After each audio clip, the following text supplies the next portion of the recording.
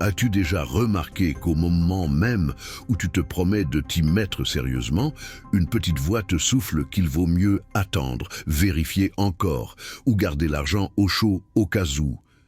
Cette voix n'est pas la prudence, c'est souvent la peur de l'échec. Et elle coûte cher. Des décennies d'économie comportementale montrent que nous détestons perdre bien plus que nous aimons gagner.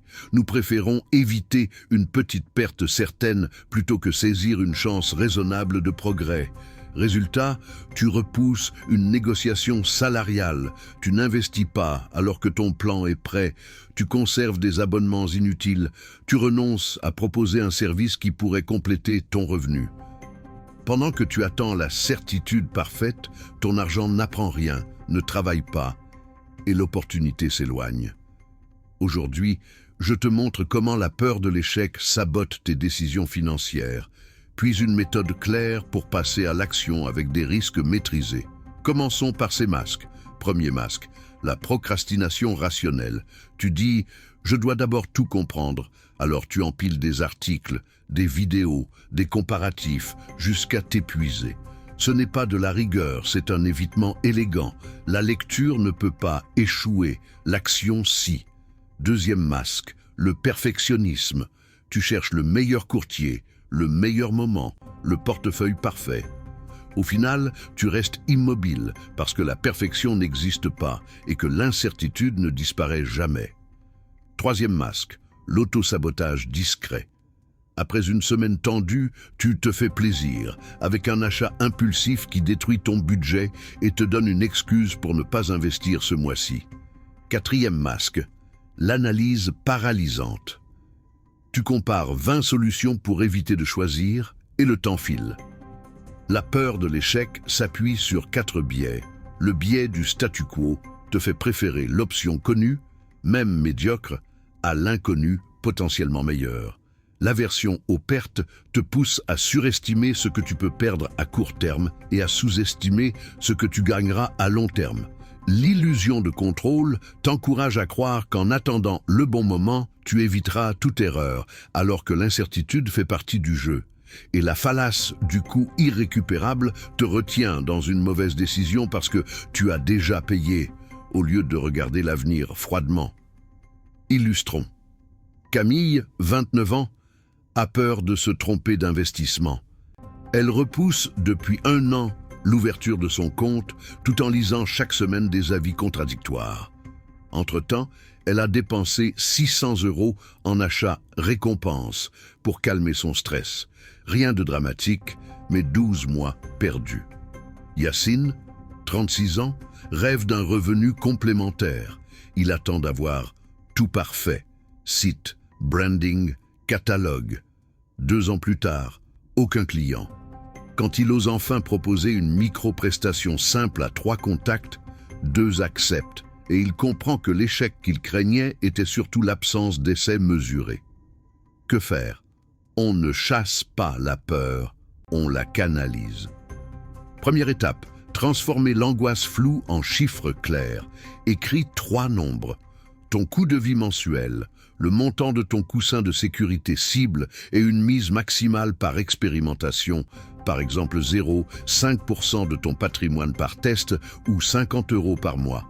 Avec ces bornes, tu n'échoues plus, tu apprends à coût limité. Deuxième étape, adopter la logique des petites mises récurrentes. Plutôt que d'attendre le moment parfait pour investir un gros montant, programme un achat mensuel modeste d'un panier diversifié. Tu lisses les variations et tu accumules de l'expérience sans stress. Troisième étape, définir des règles si, alors, avant l'émotion. Si je reçois un revenu variable, alors 60% vont automatiquement à l'épargne ou au désendettement. Si une dépense dépasse 1 heure de salaire net, alors j'attends 24 heures avant de décider. Si mon portefeuille baisse de 10%, alors je ne vends pas. Je vérifie mon allocation et je rééquilibre à la date prévue. Ces micro-contrats bloquent la porte à la panique. Quatrième étape, pratiquer le pré-mortem et le post-mortem. Avant une décision, imagine que l'expérience a échoué dans 3 mois. Qu'est-ce qui a cassé? Manque de cash, délai trop ambitieux, dépendance à une seule plateforme, trop d'étapes. Réduis la taille, ajoute une marge. crée un plan B. Après exécution, note ce qui a fonctionné, ce qui a coûté, ce que tu modifies. Ce carnet remplace la honte par une boucle d'apprentissage. 5e étape, sécuriser l'environnement. Désabonne-toi des notifications d'achat. Supprime les cartes enregistrées sur les sites tentants. Mets en favori ton courtier, ton budget, ton tableau d'objectifs. Affiche une phrase de rappel près de ton ordinateur. Petit pas, risque borné, répétition. Le design gagne contre l'impulsion. 6e étape, programmer des routines courtes. La revue hebdomadaire de 20 minutes. Tu notes un indicateur pilote, taux d'épargne, montant investi, dette remboursée. Tu coches 3 micro-actions, tu planifies la suivante. La règle du un changement à la fois. Pas plus d'une nouveauté financière par semaine. La routine de sauvegarde. Même les semaines difficiles, une action minimale obligatoire de 5 minutes.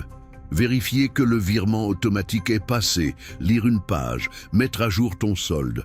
Tu sauves la chaîne, demain tu feras plus. Parlons risque intelligemment.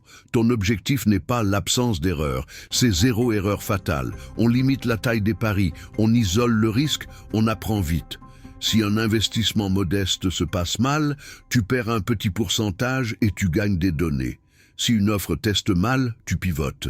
Si un client important s'en va, c'est gênant mais pas mortel parce qu'aucun client ne pèse plus de 20% de ton chiffre.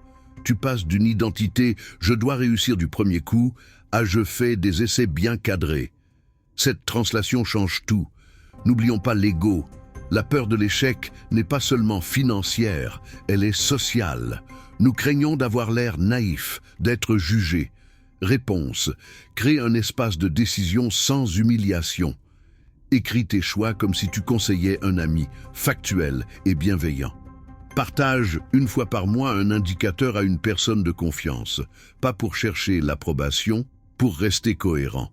Et offre-toi une récompense modeste toutes les 4 semaines, tenue pour associer le progrès à un plaisir calme. Voici une feuille de route de 30 jours. Semaine 1. Chiffres et sécurité. Liste tes dépenses, calcule ton coût de vie, fixe ton coût sensible, ouvre un compte séparé et programme un virement automatique, même de 20 €. Semaine 2, expérimentation réversible. Choisis un test minuscule à budget limité. Achat programmé d'un ETF global, hausse de 10 € du remboursement de ta dette la plus chère ou proposition d'une micro-prestation à 3 contacts. Semaine 3, environnement et règles. Supprime les frictions du progrès, ajoute des frictions aux dépenses impulsives, écris tes « si ». Alors, semaine 4, consolidation. Revois ce qui a marché, ajuste les montants, prépare le test suivant et célèbre la constance. Décodons 3 mythes. Si je me prépare assez, je ne raterai pas. Faux. L'incertitude fait partie du réel. La préparation sert à limiter le coût d'un éventuel échec, pas à l'abolir. L'échec prouve que je ne suis pas fait pour ça. Non, il prouve que l'approche testée ne fonctionne pas encore dans ce contexte. Il faut du courage pour démarrer. En réalité, il faut surtout un protocole assez petit pour survivre à un mauvais jour et un filet pour tomber sans se briser. Récapitulons. La peur de l'échec détruit tes finances en te poussant à attendre la perfection, à surprotéger le court terme, à confondre sécurité et immobilité. Elle se cache derrière la recherche sans fin, le perfectionnisme et l'auto-sabotage.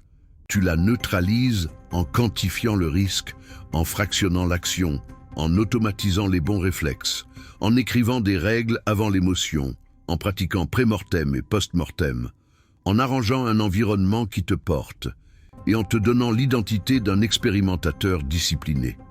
Et n'oublie pas, l'action crée souvent la confiance, pas l'inverse. On ne devient pas serein, on le devient en faisant. Si cette vidéo t'a éclairé, écris en commentaire le mécanisme qui te piège le plus et la micro-action que tu choisis pour cette semaine. Partage la vidéo à quelqu'un qui évite d'agir par peur d'échouer. Et si tu veux des plans d'action concrets pour simplifier tes finances, abonne-toi et active la cloche. N'attends pas que la peur disparaisse. Avance avec elle, mais avec des garde-fous. Un petit pas aujourd'hui vaut mieux qu'un grand saut rêvé demain. Commence maintenant, observe, ajuste, répète et regarde ta trajectoire financière se renforcer mois après mois.